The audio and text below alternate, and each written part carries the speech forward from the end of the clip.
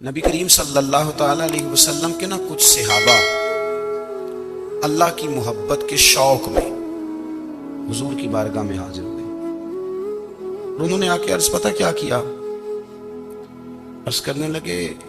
یا رسول اللہ صلی اللہ تعالی علیہ وسلم سالوں بیت گئے ہیں سجدے کرتے ہوئے، حضور سالوں بیت گئے ہیں تسبیح پڑھتے ہوئے، سالوں بیت گئے کہتے ہوئے کہ سبحان اللہ وہ پاک ہے،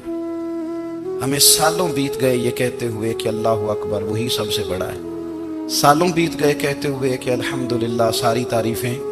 اللہ کے لیے، سالوں بیت گئے اس کی تسبیح کرتے، تحلیل کرتے، تکبیر کہتے۔ حضور اب نہ ہمارا اپنے رب سے ملنے کو جی چاہتا ہے، کبھی اے حقیقت منتظر نظر آنا لباس مجاز میں، لاکھوں سجدے تڑپ رہے ہیں میری جبین نیاز میں، اور اقبال کہنے لگے کہ تیرے عشق کی انتہا چاہتا ہوں، تو میری سادگی دیکھ کیا چاہتا ہوں، میرا ذرا سا تو دل ہے مگر شوخ اتنا، میں وہی لن ترانی سنا چاہتا ہوں۔ میرا بھی دل کرتا ہے کہ اللہ میں تجھے کہوں میں تجھے دیکھنا چاہتا ہوں، جس طرح حضرت موسیٰ کلیم علیہ السلام نے کہا تھا، اور تو مجھے کہے کہ لن ترانی تو نہیں دیکھ سکتا، ذرا سا تو دل ہے مگر شوخ اتنا، میں بھی وہی لن ترانی سنا چاہتا ہوں۔ پھر کہنے لگے بھری بزم میں راز کی بات کہہ دی، بڑا بے ادب ہوں سزا چاہتا ہوں۔ دیکھو سب لوگوں کے بیچ ہی میں نے یہ کہہ دیا۔ میرے عزیز صحابہ نا شوق میں، کتنے سارے لوگ ہیں آپ، کتنی ماشاءاللہ بڑی تعداد میں آپ آئے، ہم بھی کبھی اس شوق میں گئے ہیں کہ ہمارے رب کو دیکھنے کو دل چاہتا ہے، ہمارا جی چاہے وہ کبھی ہمیں ملے، ہم کبھی اس کی زیارت کریں، اس کی بارگاہ کرم میں ہم حاضر ہوں۔ صحابہ نے عرض کیا یا رسول اللہ صلی اللہ تعالی وسلم ہمارا رب کہاں ہے، ہمارا نا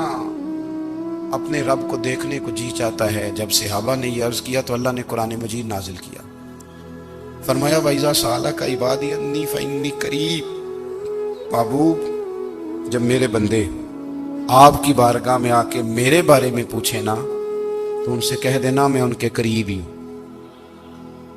قریب ہی ہوں۔ دلیل کیا ہے؟ یہ جب بھی مجھ سے دعا مانگیں گے میں ان کی دعاؤں کو قبول فرماؤں گا، میں ان کے قریب ہوں، میں ان کے قریب ہوں، یہ جب بھی دعا مانگیں گے نا میں قبول کروں گا، میں ان کے قریب ہوں۔ اللہ تبارک و تعالیٰ کے بندے اللہ سے محبت کرتے، رب کی بارگاہ میں جھکتے، اس کو اپنے دکھ سناتے، اس کے پیارے محبوب صلی اللہ تعالی علیہ وسلم کا وسیلہ لے کے اس کے حضور حاضر ہو جاتے، پیشانیاں سجدوں سے روشن ہوتی۔ ہم نا ہر چیز کے لیے وقت نکالتے ہیں، ہر چیز کے لیے، لیکن عبادت کے لیے وقت نہیں نکالتے۔ ہر شے آباد ہے، ہر شے، ہماری فیس بک بھی آباد ہے، واٹس ایپ بھی آباد ہے، ہمارے ٹویٹر بھی آباد ہیں، ہماری ہر چیز آباد ہے، سب سے کم آباد ہمارا مصلی رہ گیا ہے، سب سے کم۔ وہ لوگ اب ڈھونڈنے سے ملتے ہیں جن کی بغل میں مصلی ہوتا تھا۔ میرے بھائی آپ کتنا کو دنیا کے پیچھے بھاگو گے تھکا دے گی، کتنا دولت کے پیچھے بھاگو گے تھکا دے گی۔ آپ جب اپنی زندگی میں جمع تفریق کرو گے نا تو مرتے وقت احساس ہوگا کہ سارا کچھ تو لوگوں کے لیے کیا، اپنے لیے تو کر ہی کچھ نہیں سکے۔